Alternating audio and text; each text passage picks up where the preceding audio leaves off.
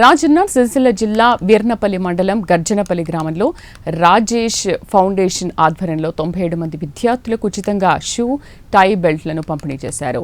పేద విద్యార్థుల చదువు ఉన్నతికి ఫౌండేషన్ ఎల్లప్పుడూ అండగా ఉంటుందని తెలిపారు. ఫౌండేషన్ చైర్మన్ విద్యార్థులు ఆత్మగౌరవంతో చదువులో రాణించి తల్లిదండ్రుల గౌరవాన్ని, దేశ ప్రతిష్టను నిలబెట్టాలని సూచించారు. విద్యార్థులను ఉన్నత పౌరులుగా తీర్చిదిద్దేందుకు అవసరమైన సహాయ సహకారాలు అందిస్తామని చెప్పారు.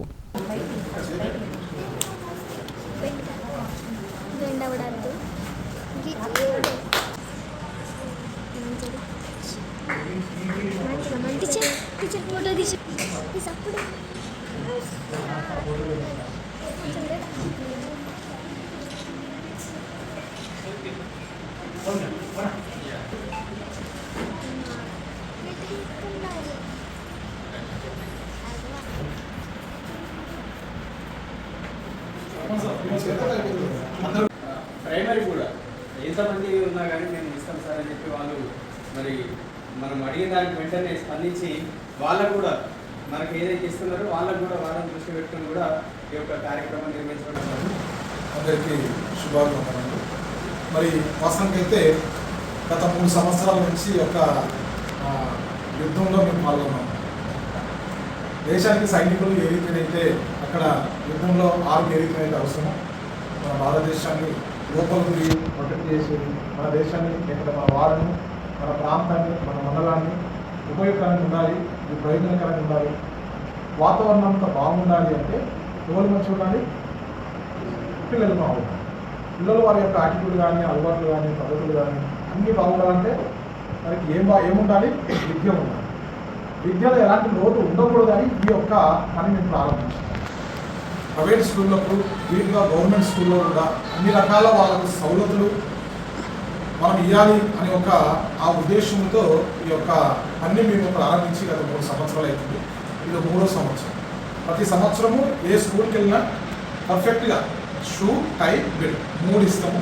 3 ఇచ్చి అక్కడ వారికి కొన్ని స్కూళ్ళు కొంచెం వాళ్ళు టీచర్ల మరి అది నిర్లక్ష్యం ఏందో పిల్లలు కొంచెం దాన్ని రెక్టిఫై చేసుకోలేక వాడలేక కొన్ని ఆ స్కూళ్ళను అవాయిడ్ చేయడం జరుగుతూ ఉంది. కానీ మిగతా స్కూల్ వాళ్ళు పర్ఫెక్ట్గా దాన్ని వాడుతూ మంచి ఎగ్జాంపుల్గా వాళ్ళు చూపిస్తూ ఉన్నారు. అదేవిధంగా ఈ స్కూల్ కూడా చూపిస్తుందని ఆ నమ్మకంతో, అంటే ఈ సార్ మీద నమ్మకంతో రావడం జరిగింది. నాది ఒకటే ఆలోచన.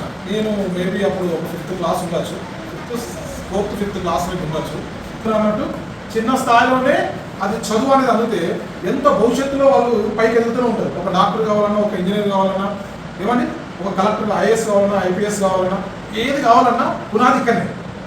సో మనం పునాది దగ్గరనే మంచిగా కంచేసి దాన్ని పెంచినాం అనుకోండి, ఏమవుతుంది? వాళ్ళు చక్కగా ఎదుగుతారు. కానీ ఈ పునాదిని సెలెక్ట్ చేస్తున్నారు. రాజేష్ ఫౌండేషన్ అనేది ఈ పునాదిని సెలెక్ట్ చేస్తారు. ఇక్కడ మనము వీళ్ళ కనుక సరైన వసతులు కనుక మనం సరిగా ఇచ్చి వారిని మోటివేషన్ చేసి వారు కనుక చక్కగా చదువుకొని పైకి ఎదిగితే నాలాంటిగా ఎవరు కూడా ఆ స్థితిలో ఉండకూడదు, ఆ పరిస్థితుల్లో వాళ్ళు ఉండకూడదు. దీంట్లో నాకున్న భయంకరమైన స్వార్థం ఏంటిదంటే ఎవరు కూడా నా స్థితి, నేను ఉన్న స్థితిలో ఏ స్టూడెంట్ కూడా, ఏ విద్యార్థి కూడా నాకు కావాల్సిన, అంటే ఎవరు కూడా ఆ స్థితిలో ఉండకూడదు.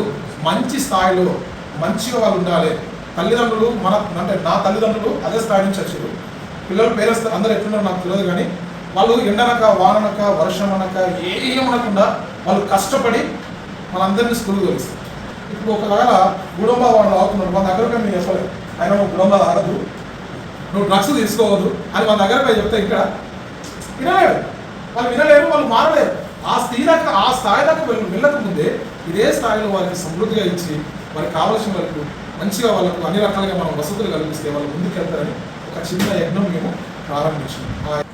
మరి ఇది గొప్ప సందర్భం. వాస్తవానికి మారుమూల ప్రాంతం ఉన్నది, జిల్లాకు దూరంలో ఉన్న ప్రాంతం ఉన్నది మన బడి.